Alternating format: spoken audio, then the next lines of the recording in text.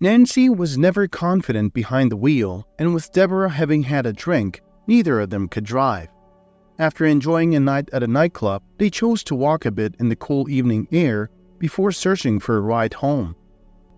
Nancy, who hailed from a wealthy family, rarely ventured out just for fun.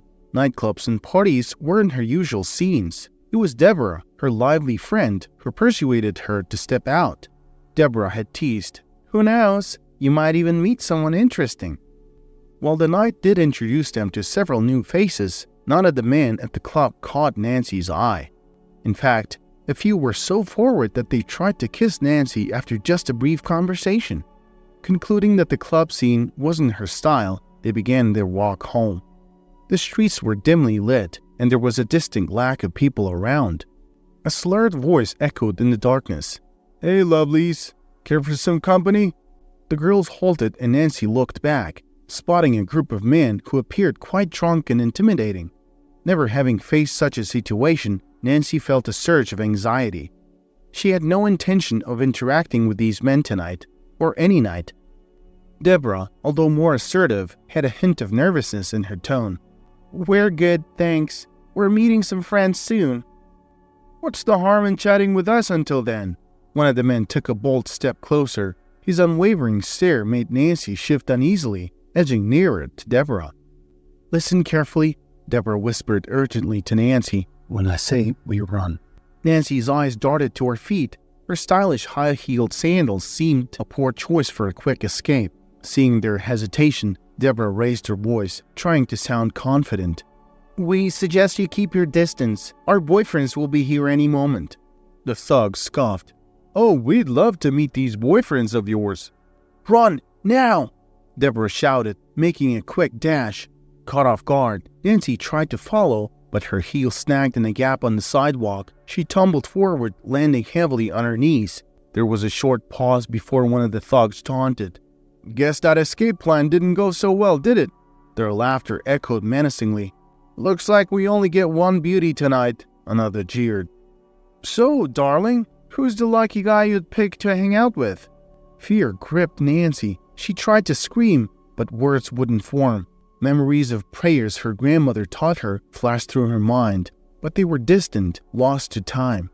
Suddenly, a commanding voice boomed. "Back off." Turning, Nancy saw a strong-looking man in casual attire striding towards them, his eyes burning with fury. One thug retorted, "What are you gonna do? Call for backup? Cry to the police about us?" Without another word, the newcomer landed a forceful punch on the thug and swiftly dealt another a blow to the face. Standing firm, he warned, "One more, or are we done here?" Rubbing his bloodied face, the thug grumbled, "This isn't over." The group, now less confident, retreated, flinging weak threats. Turning to Nancy, the man extended his hand. "You okay? Can you get up?"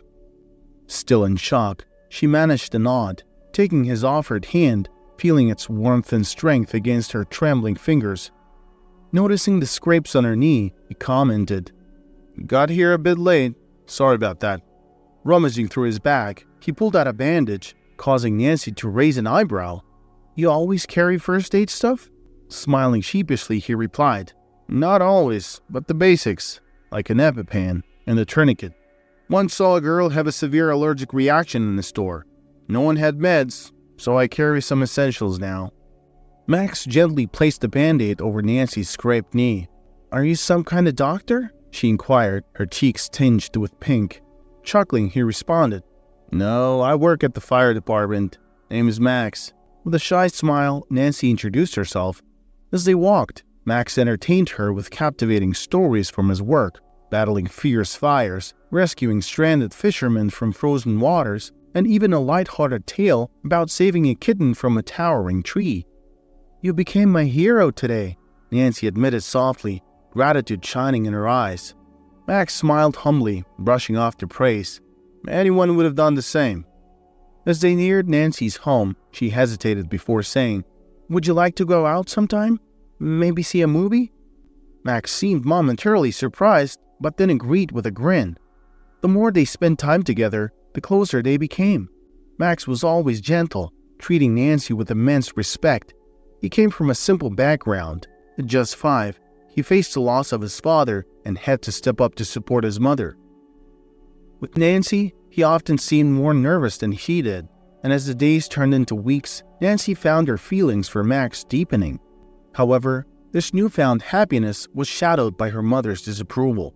Lacey, always concerned for her daughter's well-being, wanted the best for her, and when she saw Nancy with Max, her maternal instincts went into overdrive.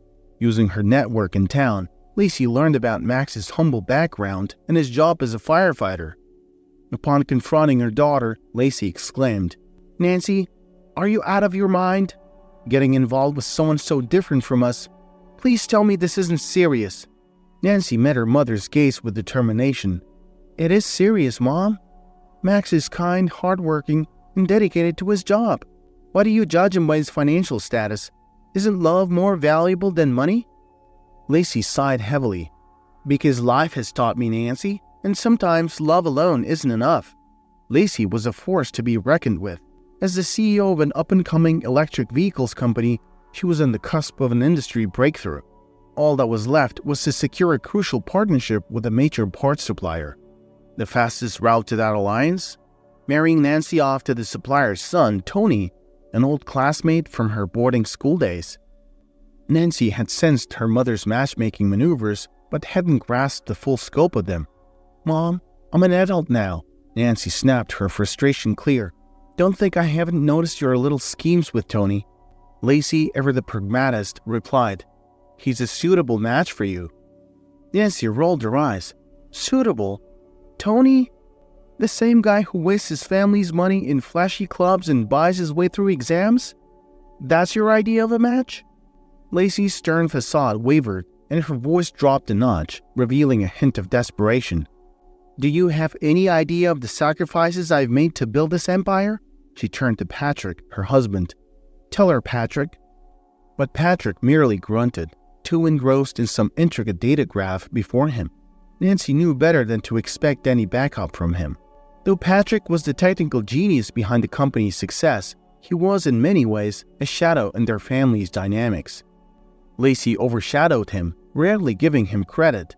There were rumors that she'd considered divorcing him, but his invaluable skills, especially in prototype development, kept them irreplaceable. However, Nancy felt there was something more to her father's distant demeanor, a secret or a reason for his consistent detachment from the family, and she was determined to uncover it. Nancy and Max's relationship blossomed, even though she kept her mother's disapproval a secret from him. In her desperation, Lacey thought of a new plan to break them up. She reached out to Deborah, Nancy's closest friend, for a private chat at their favorite cafe. The ambience was cozy, but the topic of conversation was anything but.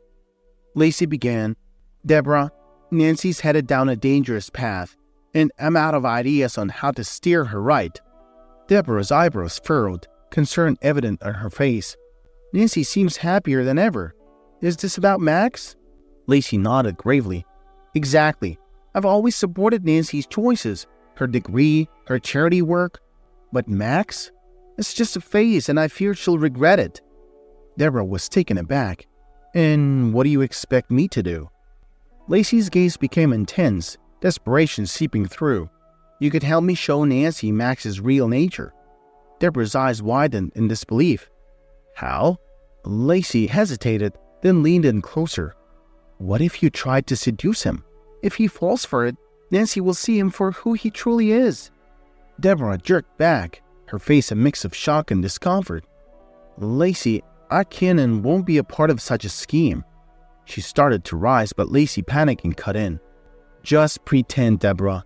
In return, I'll give you a trip to the Bahamas and an exclusive piece of jewelry you've always admired," Lacey whispered, her voice coated with desperation.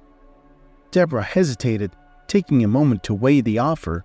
She sighed. "I'll consider your proposal." A few evenings later, Max was strolling home after his shift. The park where he had once protected Nancy was now bathed in the dim glow of the street lamps. A soft whimpering caught his ear. Approaching the source, he discovered Deborah on a bench.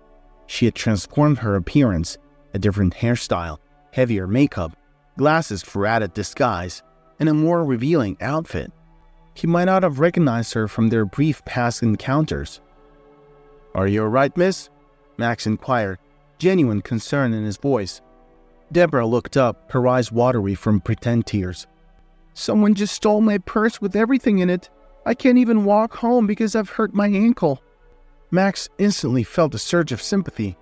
"We should inform the police. Can you recall anything about the thief?" She shook her head, wiping away a fake tear. "It happened so quickly, but I live just a block from here. Could you help me get home? My ankle's really sore." After a momentary hesitation, Max agreed, offering his arm for support. As they began walking, Deborah feigned clumsiness, leaning into him more than necessary. "Thank you so much." "My name is Ashley," she said, attempting to spark conversation. "Max," he responded, gently adjusting their position for better balance. Deborah, attempting to draw him closer, peppered him with questions. "I'm grateful you were here. Why did no one else assist? Your arms are so strong. Do you work out?" He shrugged, slightly overwhelmed by her forwardness. "Not exactly. I'm a firefighter." Her eyes widened in feigned surprise. "That's so brave." Upon arriving at Deborah's apartment building, she turned to Max, eyes gleaming with a hopeful glint. "How about some tea? It's quiet upstairs and I can whip a quick snack for us." Max, ever the gentleman, declined politely. "I appreciate the offer, but I should be heading home. Please check on your ankle, and if it swells or hurts more, consider seeing a doctor. An x-ray might be a good idea." As he ambled away, Deborah's false arm crumbled, and she angrily stomped her hurt foot in frustration. "Why so aloof?" she muttered under her breath. She quickly dialed Lacey's number, reporting her failure to lure Max. Lacey's sigh on the other end signaled her resignation to the reality. Max and Nancy were undeniably drawn to each other. On a starry evening, while out with Nancy, Max delicately retrieved a tiny velvet box from his jacket. "For you," he murmured, voice trembling with emotion. Inside the box was a shimmering engagement ring. "Will you be mine forever?" he asked, hope filling his eyes. Overwhelmed, Nancy blinked away tears and nodded. "Yes, I will," embracing Max with all her might. Their wedding was intimate and heartfelt. Avoiding any extravagance, Nancy insisted on simplicity. No fancy cars, no vast guest list. Only those truly close to them were present. Her parents, a couple of friends as witnesses, and Max's loving mother. Nancy, adorned in a graceful white dress, radiated happiness, her gaze rarely straying from her soon-to-be husband. But underneath the joy, tension simmered. Lacey, though present, wore her disapproval like a cloak. Max's mother, a woman of resilience, felt the chill in Lacey's every glance. Leaning over to her son, she whispered, "Are you sure about this, Max? Their world seems so different from ours." "What's important now is love, Mom. I love Nancy, and that's all that counts," Max firmly told his mother. Despite Lacey's cheerful attempts and emotional threats to discourage Nancy from this quick marriage, her efforts fell flat. Nancy distanced herself, meeting her mother less often to avoid constant arguments. Most of the news about Nancy's life trickled down to Lacey through her friend Deborah. They found a snug little apartment in the city's outskirts. Max got a used car for them. Oh, and Nancy's pregnant. At the mention of a grandchild, Lacey's phone slipped from her hand and clattered on the table. She turned to her husband Patrick with a blank face. "Nancy's going to have a baby." "Really? That's wonderful. When is the baby due?" Patrick exclaimed with genuine excitement. "You're missing the point, Patrick. I thought they would split up eventually.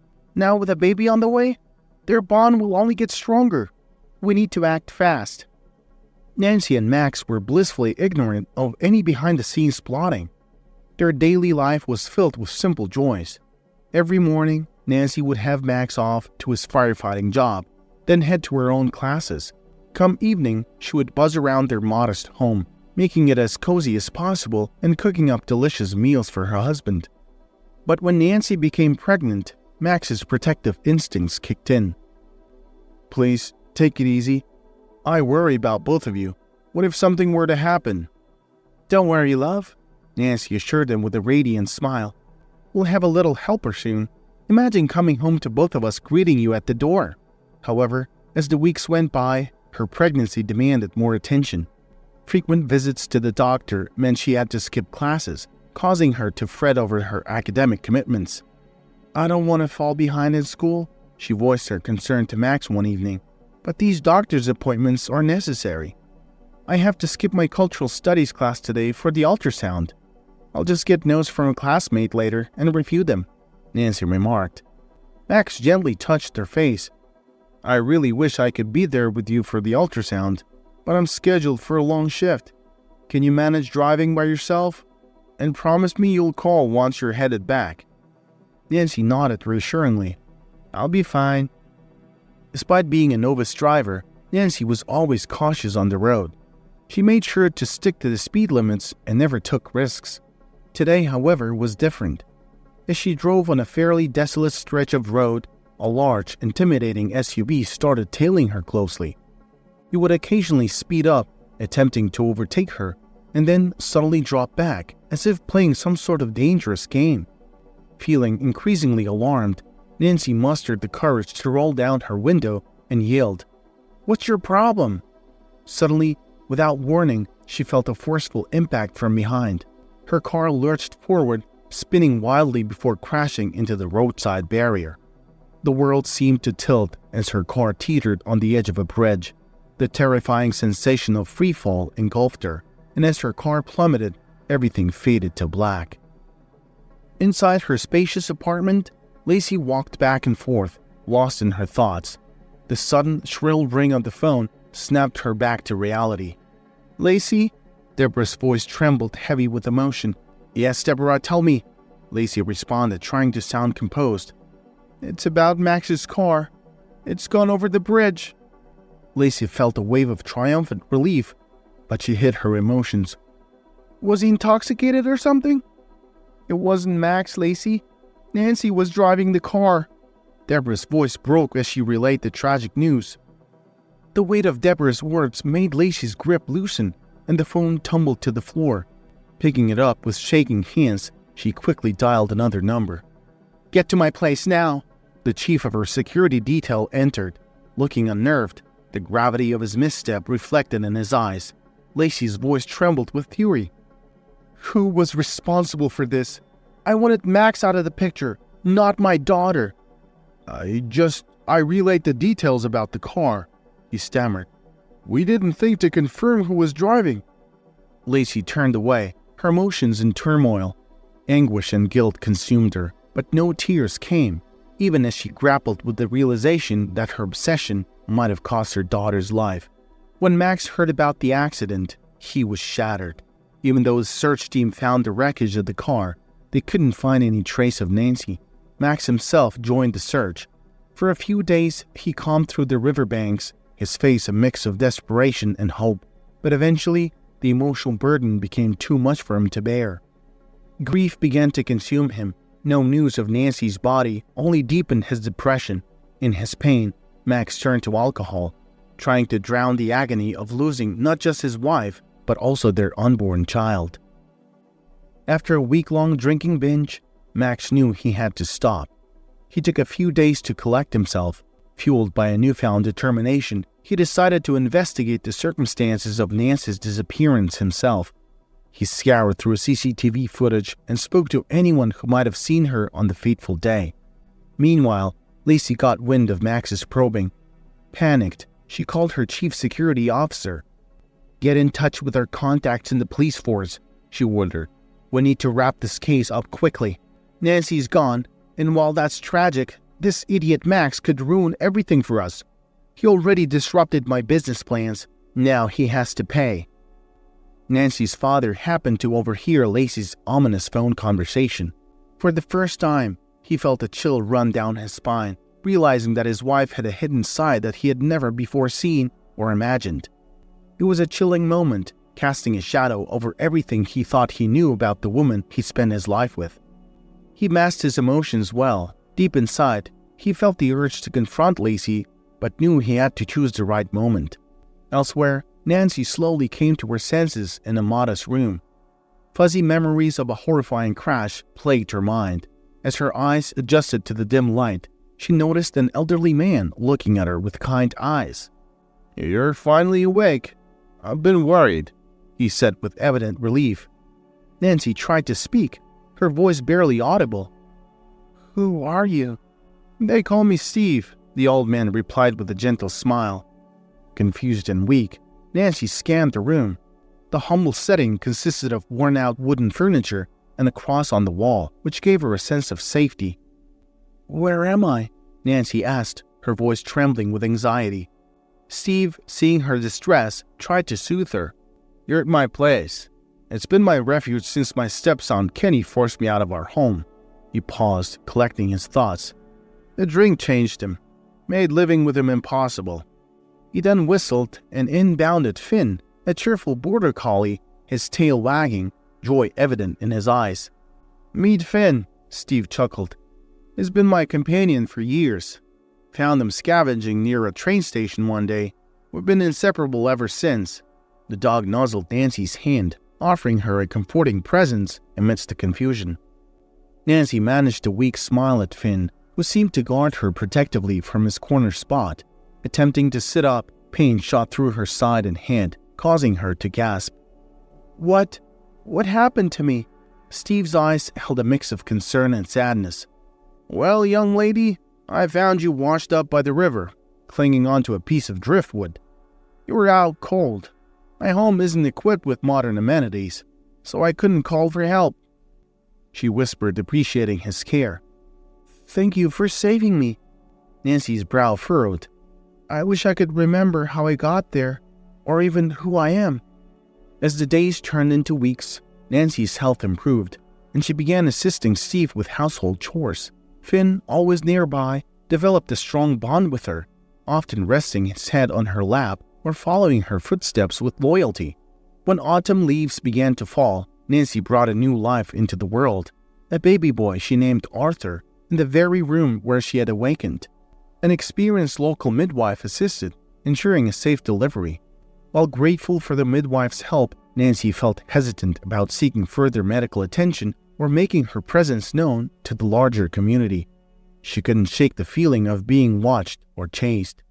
One evening, as the sun set, casting a warm golden hue around the room, she turned to Steve, her voice shaky. "I can't shake the feeling that my accident wasn't just an accident. What if someone's after me?" Steve's old, wise eyes met hers, and he gently patted her hand. "You're safe here, Nancy. Memories have a way of returning when the time is right. Until then, take shelter in our little haven. We're family now." Each day, as Nancy carried out her tasks, she would often pause, noticing the shimmering wedding ring on her finger. She knew it signified love and commitment, but to whom? Who was he? Why wasn't he searching every corner of the earth for her? She would study little Arthur, seeking glimpses of his father, yet found no familiar features. The man she once knew so intimately had become a mystery. She couldn't recall his laughter, his touch, or even his name. One sunny day, Steve returned from the river, not with a bounty of fish, but with a soaked handbag tangled in his net. Curiosity led him to open it, and to his astonishment, he realized it was Nancy's. That evening, as the room was warmed by a crackling fire, Steve brewed a pot of soothing herbal tea, sweetening it with homemade blackberry jam. As they sat sipping their drinks, Steve hesitated for a moment, then handed the handbag to Nancy. "I think this is yours." The familiar items from the bag made her head throb with flashes of memories. She pulled out her wallet, and as she saw her driver's license, her world started spinning. But it was the snapshot tucked into a slot in the wallet that struck her most. Tears welled up as she delicately took out the picture. Turning it over, she read the message scrawled on the back. "Nancy and Max, forever in love." The name Max made her heart palpitate, memories rushing back like a storm.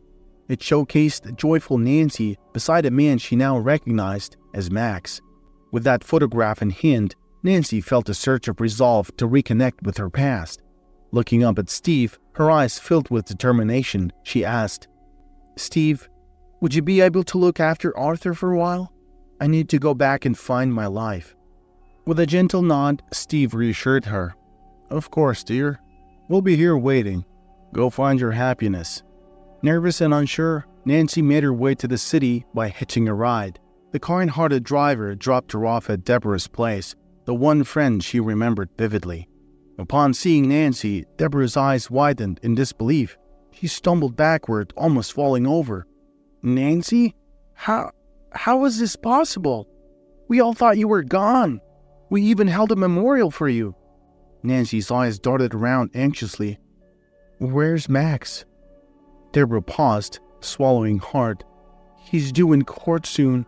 Confusion clouded Nancy's face. "Court? Why?" "They've accused Max of causing your accident. They say he tampered with the brakes in your car," Deborah explained, her voice quivering. Nancy felt like the ground was shifting beneath her. However, what Deborah hadn't revealed was her own involvement, her hidden alliance with Lacey. Lacey had once bribed Deborah to seduce Max, a secret that now weighed heavily on Deborah's conscience. But she did admit to one thing. "Lacey, she's been constantly in touch with me since you both got married. I was the one who told her about your pregnancy," Deborah admitted with evident guilt. Nancy's grip tightened on Deborah's arm. "We'll deal with that later. Right now, I need the court date. Max needs to know I'm alive." The day of the court hearing arrived, and tension filled the air. Disguised in a hat and sunglasses, Nancy quietly entered the courtroom and took a seat, her heart pounding as she listened to the proceedings. Max stood at the stand, looking defeated and drained. Though he denied all charges against him, he seemed to have lost the will to fight. Having failed to find any trace of his missing wife, life had lost its meaning for him. Lacey had masterminded the entire case against him, creating fake evidence that left him with little room for defense. When given the opportunity to make his closing statement, Max rose to his feet, his eyes locking onto the judges as he spoke. "I never hurt my wife. I loved her more than my own life. Wherever she is, she knows that." Unable to contain herself any longer, Nancy burst into tears. Tearing off her sunglasses, she stood up and cried out, "Max!" Hearing her voice, Lacey sprang up from her seat, her eyes wide with shock. The courtroom erupted into confusion. Ignoring everyone else, Nancy rushed towards her husband. Max's eyes were glued to Nancy, disbelief and relief filling his gaze as his hands tightly gripped the bars that separated them. The entire room was in a state of uproar, unsure of what was happening. Nancy called for Max's immediate release, and as the bars opened, they embraced tightly, tears in their eyes. Just then, Deborah stood up, her voice trembling as she addressed the judge. "Your Honor, the real culprit here is Lacey. She orchestrated all of this. She even bribed me to try and seduce Max, to tear him away from Nancy." The room went silent as everyone turned their attention to Lacey, who had gone pale. Max and Nancy, holding on to each other for dear life, finally began to see a glimmer of hope for justice. Deborah, taking a deep breath, addressed Nancy again, her voice gentle. "It's true, Nancy. I tried to charm him, but Max's heart always belonged to you. I'm deeply sorry for my actions." Lacey's eyes darted around, realizing her plans were collapsing around her. Her face turned a deep shade of red, her anger evident. "You promised me, Deborah," she hissed. She then turned to Mike, her chief of security, trying to find an ally. "Mike, back me up here. Tell them this woman is lying." Mike hesitated, shifting uncomfortably in his seat. He was torn between loyalty and truth. With a heavy sigh, he finally spoke. "I can't lie anymore, Lacey. I've done a lot for you, but this has gone too far." The courtroom was filled with murmurs. Lacey's control over the situation had slipped through her fingers, and everyone could see the desperation in her eyes. Lacey was on the verge of defeat when her last hope rested on her husband, Patrick, to defend her. Patrick, silent until that point, suddenly stood, drawing everyone's attention. "I struggle with communication because of my autism," he began. "It requires a lot of effort for me to understand people and to express my own feelings." Nancy stared, shocked. She always sensed something unique about her father. The pieces were falling into place. Taking a deep breath, Patrick tried to gather his thoughts.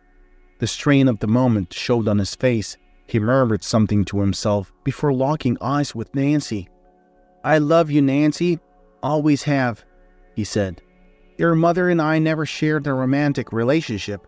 When we adopted you, she made me promise never to discuss it, yet she failed in her vow to always cherish you." The room was heavy with silence. Patrick continued, "In my younger days, I was passionate about engineering. When one of my inventions gained traction and earned me a significant sum, I attracted many who were more interested in my wealth than in me. Lacey was one of them. Swept up in her attention, Patrick couldn't discern her true intentions.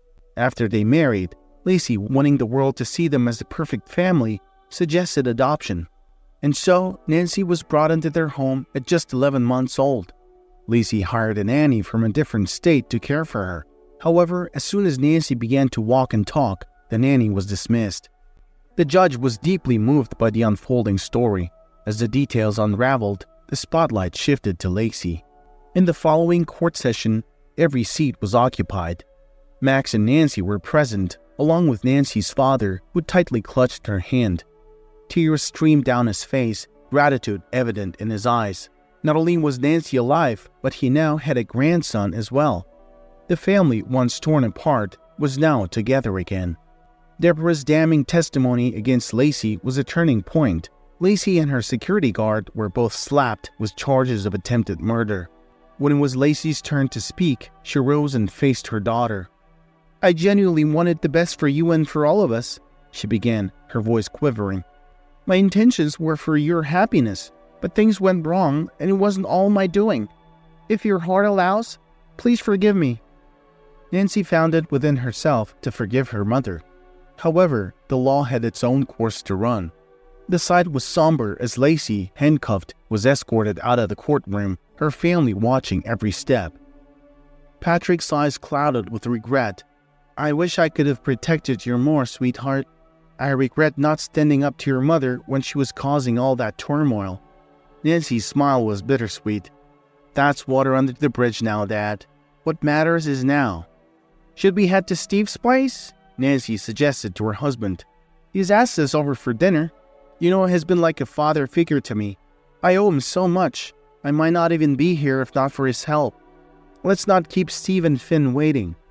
True enough, at Steve's cozy home, the two were already anticipating their arrival. Both were perched on their front steps, scanning the horizon, eager for a glimpse of their guests. Max's pickup truck rumbled to a stop outside the house, its engine idling for a moment before going quiet. As the doors opened, everyone stepped out, the gravel crunching underfoot. Nancy took a moment to introduce Steve, emphasizing how he had given her a second shot at happiness. Max, ever the grateful type, immediately enveloped Steve in a heartfelt hug. While Nancy, Max, and their little son Arthur ventured into the nearby forest for a stroll, Steve and Patrick opted to stay back.